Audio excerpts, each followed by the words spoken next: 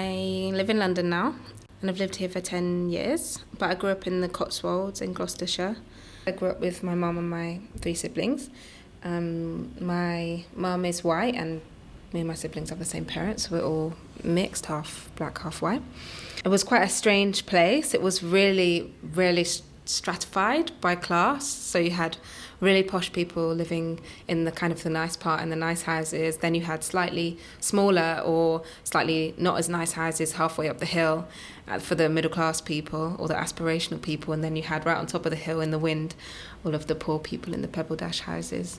It got kind of a reputation, this village, for being some sort of bad land, which is kind of absurd when you think about the Cotswolds and you have this image of the kind of these nice rolling hills and these pleasant villages and stuff like that, and I think so, to an extent that was quite absurd for it to have this reputation, but in another way less so, because I think people were really poor and really had not very good access to resources or education or even had cars to get out of the village, and so it was quite a difficult place to live, and our house was a bit of a haven for a lot of the kids who live nearby. And my mum ran a preschool and ran a lot of stuff for young people and would take us on camping trips in the summer and stuff like that. So it was an interesting place to grow up, and I think as brown people in a very white environment, it was quite a nice place to grow up because most people's lives hadn't really gone to plan.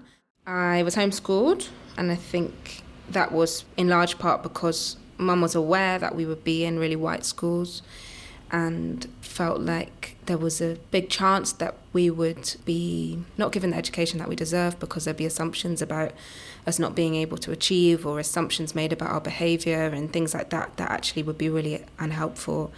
And she was a teacher. Yeah, so she enjoyed homeschooling us, and that meant that we'd go on a lot of trips, a lot of little adventures.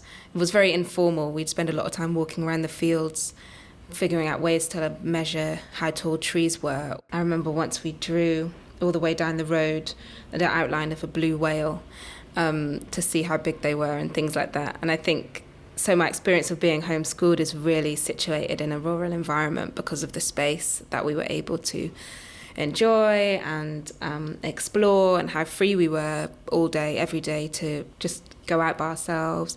I remember once she woke us up at 5 o'clock in the morning because she'd been walking and seen fox cubs, and made us all get up and go and try and find these fox cubs and look at them. And that was what my education was like growing up.